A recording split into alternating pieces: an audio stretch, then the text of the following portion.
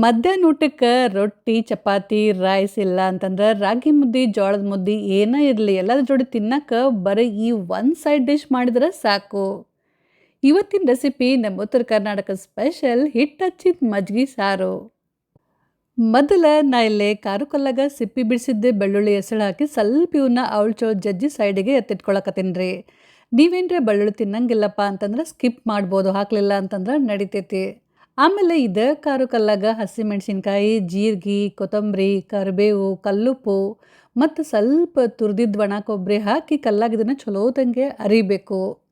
ಬೇಕಂದ್ರೆ ನೀವು ಇದನ್ನು ಮಿಕ್ಸಿನೂ ಮಾಡ್ಕೋಬೋದು, ಅದ್ರಲ್ಲಿ ಲಕ್ಷ ಇರಲಿ ನೀರು ಹಾಕಬಾರ್ದು. ನೋಡ್ರಿ ಹಿಂಗೆ ಅವಳ್ಚೋಳು ಆದ್ರೆ ಸಾಕು, ತೀರಾ ನೈಸ್ ಪೇಸ್ಟ್ ಮಾಡೋದೇನು ಬೇಡ. ಈಗ ಇದನ್ನು ಚಂದಂಗೆ ಬಳ ತೆಗೆದು ಒಂದು ಬಟ್ಲಾಗ ಹಾಕಿ ಸೈಡಿಗೆ ಎತ್ತಿಟ್ಬಿಟ್ಟು ನೆಕ್ಸ್ಟ್ ನಾ ಇಲ್ಲೇ ಮಜ್ಜಿಗೆ ಮಾಡ್ಕೊಳಕತ್ತೀನಿ ರೀ. ಮೊಸರಿನಾಗ ಸ್ವಲ್ಪ ನೀರು ಹಾಕಿ ಕಡ್ಗೋಲ್ಲೇ ಚಲೋತಂಗೆ ಕಡಿಬೇಕು. ಮಿಕ್ಸರ್ನಾಗ ಮಜ್ಜಿಗೆ ಮಾಡ್ಕೊಳಕ್ಕೆ ಹೋಗ್ಬೇಡ್ರಿ, ಹಿಂಗೆ ಕಡ್ಗೋಲ್ಲೇ ಕಡ್ದು ಮಜ್ಜಿಗೆ ಮಾಡ್ರಿ ಅಂದ್ರೆ ಮಜ್ಜಿಗೆ ಭಾಳ ರುಚಿ ಆಗ್ತಾವೆ. ಆಮೇಲೆ ಒಂದು 2 ಚಮಚದಷ್ಟು ಕಡಲೆ ಹಿಟ್ಟಿನಾಗ ನೀರು ಹಾಕಿ ಕಲಿಸ್ಬೇಕು. ಸ್ವಲ್ಪ ಎಲ್ಲೂ ಒಂದು ಗಂಟು ಉಳಿಬಾರ್ದು, ಹಿಂಗೆ ಚಲೋತಂಗೆ ಕಲಸಿ ಇದನ್ನು ಮಜ್ಜಿಗೆ ಹಾಕಿ ಸರಿಯಾಗಿ ಮಿಕ್ಸ್ ಮಾಡಬೇಕು. ಮಜ್ಜಿಗೆ ನಿಮ್ಗೆ ಎಷ್ಟು ಗಟ್ಟಿ ತಿಳಿಬೇಕಂತೇಳಿ ನೋಡಿಕೊಂಡು ಅದ್ರ ಪ್ರಕಾರ ನೀವು ಕಡಲೆ ಹಿಟ್ಟನ್ನ ಹೆಚ್ಚು ಕಡಿಮೆ ಹಾಕೋಬೋದು.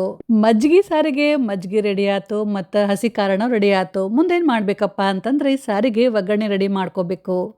ಎಣ್ಣೆ ಒಳಗೆ ಸಾಸಿವೆ, ಜೀರಿಗೆ, ಸ್ವಲ್ಪ ಮೆಂತ್ಯ, ಕರಿಬೇವು, ಒಣಮೆಣಸಿನ್ಕಾಯಿ, ಜಜ್ಜಿದ ಬೆಳ್ಳುಳ್ಳಿ ಮತ್ತು ಸಣ್ಣಗೆ ಕತ್ತರಿಸಿದ ಉಳ್ಳಾಗಡ್ಡಿ, ಸ್ವಲ್ಪ ಅರಿಶಿನ ಪುಡಿ ಹಾಕಿ ಇದ್ರ ಹಸಿ ವಾಸನೆ ಹೋಗೋತನ ಚಲೋತಂಗೆ ಹುರಿಬೇಕು.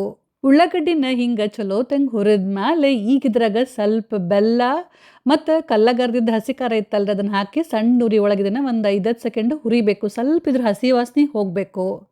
ಆಮೇಲೆ ಇದ್ರಾಗ ರೆಡಿ ಮಾಡಿದ ಮಜ್ಜಿಗೆ ಇರುತ್ತಲ್ರಿ ಅದನ್ನು ಹಾಕಬೇಕು. ಕೈ ಬಿಡ್ಲಾರ್ದ ಇದನ್ನು ಹಿಂಗೆ ಮೀಡಿಯಮ್ ಉರಿ ಒಳಗೆ ತಿರ್ಕೋಂತ ಇರಬೇಕು. ಲಕ್ಷ ಇರಲಿ, ಸ್ವಲ್ಪ ಕೈ ಬಿಡಬಾರ್ದು.